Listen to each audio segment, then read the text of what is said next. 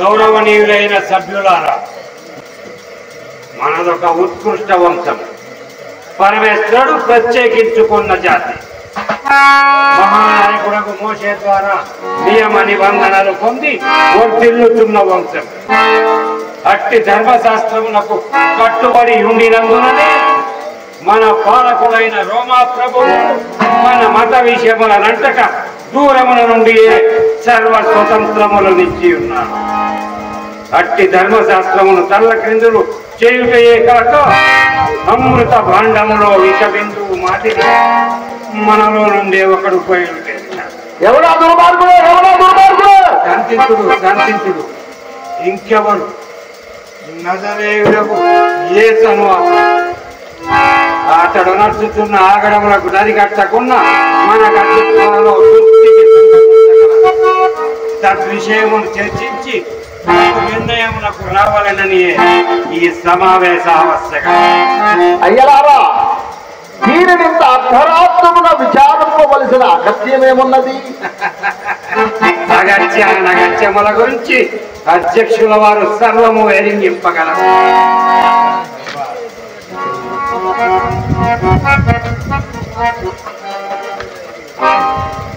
శాంతించుడు మహాజనుల అగత్యముల గురించి తెలుసుకుంటాడు. మీ సమక్షంలోనే అతడు విచారించడు.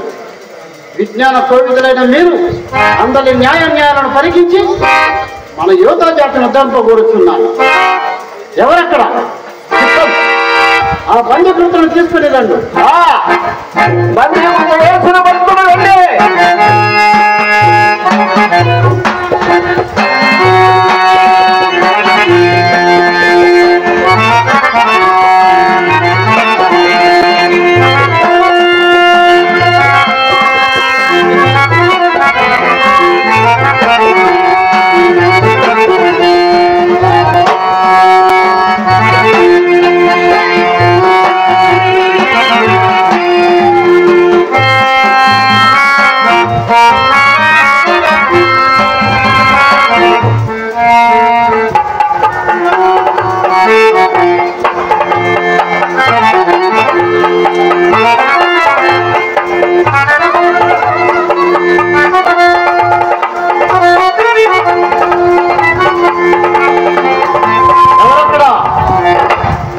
ఆ బంధుకృతులను తీసుకుని రండు.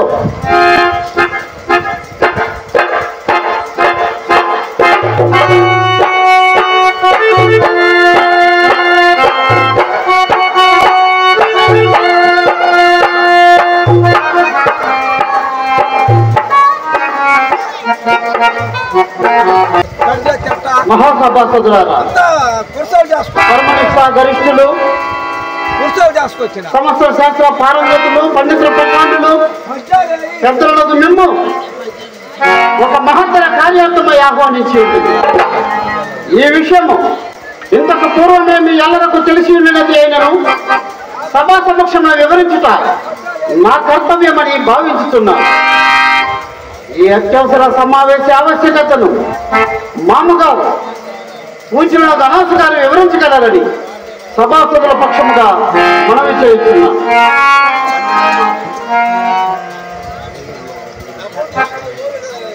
ఆ బండి గ్రూపాలను తీసుకుని రండు. చిత్తము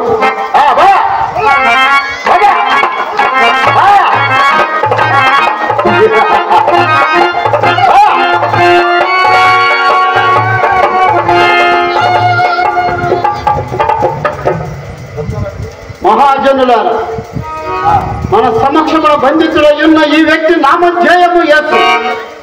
ఇతడు ఓదార్చిన దుండగమును, బోధించిన దుర్బోధను ఒక్కొక్కటిగా వివరించవలనన్న సభ తెల్లవారు. కావున క్లుప్తంగా వివరించదు. సావధాన చిత్తుల వినింది. నా ఆరోపణలు ఏదైనా అసత్యమున్నా నిందితుడు ఖండింపవచ్చు. సర్వలోకేశ్వరుడు తన సహస్రములతో లిఖించి మహనీయుడైన మోషే ద్వారా మన పితరులు పండించిన 10 ఆజ్ఞలను తాను ఉల్లంఘించుటే కాక అజ్ఞానకు ధర్మమని ప్రచారము చేస్తున్నారు. అందులకు మొదటి నిదర్శనము విశ్రాంతి దినాతిక్రమణం. అతిక్రమించిన కాదాదు సభకు జనముడు పుట్టుకుంటూ వాణిని ఓటు చేయగలవారిని జనాదర రోగిని ప్రతిష్ట కోనేరు దగ్గర ఉన్న బహుకాల వ్యాధిస్తున్నాడు. అంతేకాక ఆ దినముననే వారి పరుపులెత్తుకొని నడుచున్నట్ల ఆజ్ఞాపించి ఉన్నారు. కార్యములు ఆచరించలేదని గుండెపై చేయి వేసుకొని తెలుపుమను. పరమ నిష్ఠాపరుడమై నీతి నియమములకు కట్టుబడి ఉన్న మన వంశములను ఆచారములను అపవిత్రపరుచుతున్నారు. పాపుల ఎండ విందులు కులహీనులతో చెలివి ఆధారములు అడుగుతుంటుదా? సుంకరి జక్కయ్య ఇంత జంకులాక భుజించినాడు. ఒక కొలటను వ్యభిచారం ముందు పట్టుబడిన దానిని క్షమించలేదాక అమ్మా అని అప్యాయముగా పలుకరించి తన శిష్యురాలుగా చేసుకున్నాడు. ధైర్యమున్నా కాదని వాదించమను. పరమ పరిశుద్ధమును పవిత్ర దేవాలయమును పడగొట్టదననియు తిరిగి కట్టించదననియు ప్రగల్భములు పలుకుతున్నాడు. కావున న్యాయమూర్తులకు పెద్దలాగా విశ్వాసవంతులకు పరివారి ద్వారా సహకరించినని స్వయముగా కన్నవి వెన్నియకు ఇతని దున్నగములను నియమించింది. సాకల్యంగా చర్చించి మత దైవ ద్రోహమునకు తగిన శిక్ష ఆలోచింపమని. ఒక్క మాట అనేకులు బ్రతుకుటకు ఒక్కడు చనిపోవటం శ్రేయస్కరమని గ్రహింపు. అయ్యా ఒక్క మనమే. ఎవరిది? ముద్దాన్ని ఏమి అడుగుతే శిక్షించుట సమంజసము కాదు. ప్రతి ఆరోపణను అడ్డుకొనవచ్చునని ముందుగానే తెలిపి ఉంటుంది. ఎట్టి ఆక్షేపణ రాలేదు. దానికి మేము బాధ్యులము. లేదు, ఏమాత్రము కాదు. మీ విచారణము చాలా న్యాయముగా ఉన్నది, చాలా న్యాయముగా ఉన్నది. శాంతించుడు. ఎంతలో మునిగిపోయినది ఏమన్నది? ప్రశ్నించము. అన్యాయమైన ఆరోపణలతో శిక్ష విధించడం అపవాదు మన మహాసభ చేలా. ఇతరుని ఫిరాతు వద్దనే చర్చించవలను. గౌరవనీయమైన సన్నిహితుల సభా సమక్షంలో నిలుచున్నాను. నా ప్రశ్నలకు సంశ్రమణము. బహుశా సూచికలైన మహాప్రవక్తలలోని లేఖనములలోని యాము నీవేనని చెప్పుకొనుచున్నావట. నిజమా? మాట్లాడలేదు. అంత నిర్లక్ష్యము మహాజనుల. ఇతడు దైవద్రోహి మతద్రోహి అనేటప్పుడు తగిన సాక్షాత్కారం కలవు. ఎవరక్కడ? సినిమాను ప్రవేశపెట్టుము. నీ పేరు? నీవితను ఎరుగుదువా? ఎరుగుదువు. ఇతరులపై నువ్వు మోపు నేరారోపడము ఈ సభ వారి ఎదుట విషదపరుచును.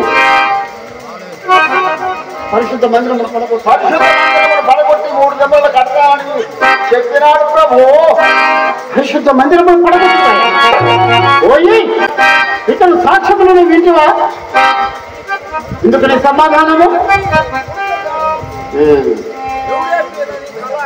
మారు మాట్లాడము. సరే ఓయి జీవము కలిగిన దేవుని తోడని నీ కానబెట్టుకున్నా. ఈ మాట మాతో చెప్తుంది. నీవు దేవుని కుమారుడు అయిన క్రీస్తువా?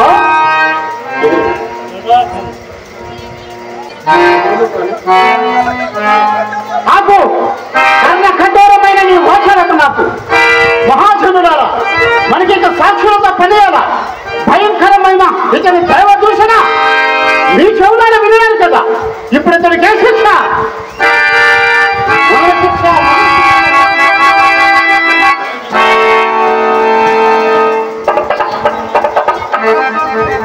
మంచిది. ఈ కపటశీలునకు తగిన శిక్ష విధించిన పెద్దలందరూ నా ధన్యవాదాలు. పోయి వీళ్ళు ఉదయం ఎత్తులాత వారి మందిరం కొరకు చూసుకొని రండి. చిత్తము